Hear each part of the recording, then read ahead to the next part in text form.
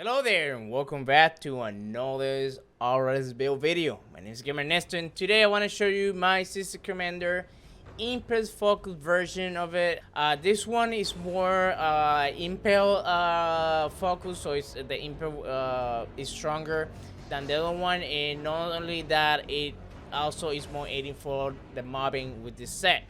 Now, for starters, we have the Seismic Commander helmet with Ultimate Impaler. You want at least 3 Impale minimum on any build. I feel like if you use an Impale and you have less than that, it kind of becomes problematic. So we want to have at least Ultimate Impale to have two additional skills. So it makes it 3. You have no resistance against fortify, still a fantastic bot. Then this one came with Shredder, which is actually a very good mod because not only do you get a free Impale, pretty much whatever doesn't die, it gets an additional Impale, but with half of the damage. It usually is enough to finish him off. So anything that is kind of remaining with low health is still gonna die anyways after 0.5 seconds. So it's a really good mod. Then I have a chest this time using Palisade to have an additional 2 targets. I was testing between this one and Postmortem.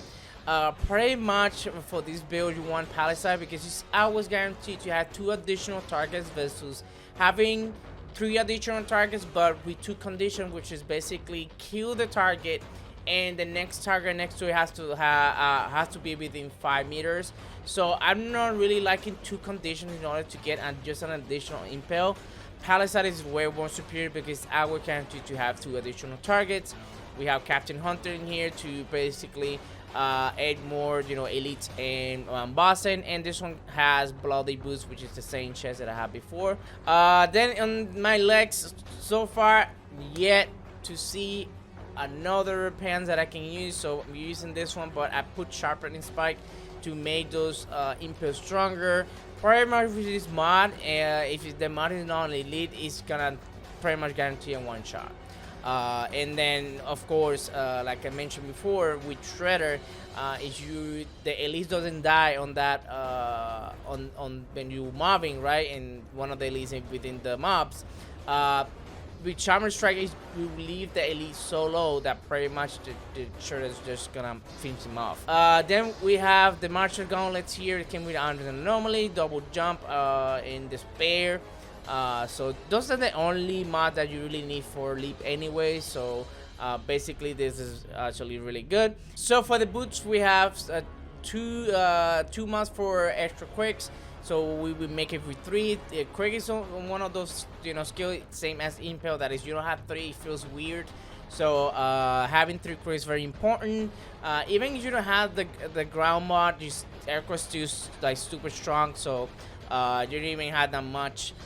This build is more dedicated for the mobbing rather than bossing because it just still does a lot of damage anyway. So and then this one has unstoppable force for 50% of your resistance piercing converts into anomaly. So I've been using Bannelords as well, and I'm kind of deciding which one version I want to keep. So keep that in mind. Just exploring different setups with the same sets, so I can see which one for me I feel like it performed better, and then I can bring it to you guys. Now for the weapons, pretty much I'm using this, you guys like, I like sidearm, so I put a fortress in it, and it has bleeding, so I can apply bleed on the target that I'm shooting, so that equals more damage anyways. And then my Sunfall, which is one of my favorites because I can just, if I have other mods like Euthanizer or Bullet Killing, this is a fantastic weapon. Not only that, I put vulnerable mod so I can just increase their damage by 15%. So that kind of works there. This is more like a placeholder here. I'm trying to like kind of get something in here that works. This one sometimes I can use the freezing on big bosses so I can stop them. Especially the one that likes to teleport does come handy. For the skills, I'm using Impale, Gravity Leap, and Earthquake.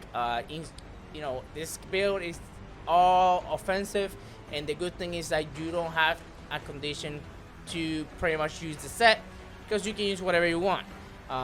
That's one of the reasons why I think I prefer it over the Bannelords, is because Tremor, for me, in my opinion, The skill is trash, doesn't really do any damage, and there's not any damage mods in it that I can really use and use it as a really, you know, maybe like an overheat. This is basically like a poor man's version of Feed the Flame, pretty much. That's my opinion. But yeah, I'm still doing the build with Bannelords. For the class, we want to have the same tree. I think this is the best AP tree in the game, pretty much at the moment. For any AP setup, I don't think there's anything better because the way the nuts are spread out, it's basically the most beneficial way. Everything is more like armor or stuff like that. I really don't think you need armor, but if you need armor, I would consider protected by the anomaly. You basically make you unkillable with all the anomaly that we have in the game, pretty much. On the packs, we're still gonna go over the moisture trap because it's so good anyways.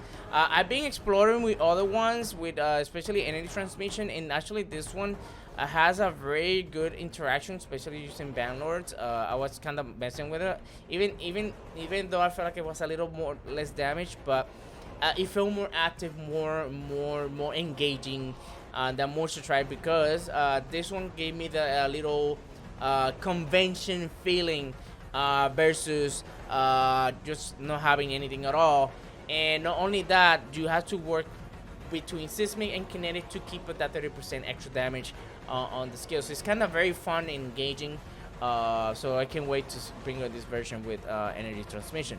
Then I have, of course, you want to focus on the anomaly top here first, and then grab an armor pierce and a damage to elites first, pretty much just to, you know, get the most damage as possible, and then after that you shoot whatever. So if you're low level, you can use the cooldown reduction just to increase the global cooldown cap first. But when you high level after 60 ish, you probably don't need it anymore, because especially if you have a lot of especially if you have a lot of gear that has cooldown reduction, it's just gonna cap real quick. So, and you have the cooldown knots on the tree, in the skill tree, so pretty much you can drop that afterwards.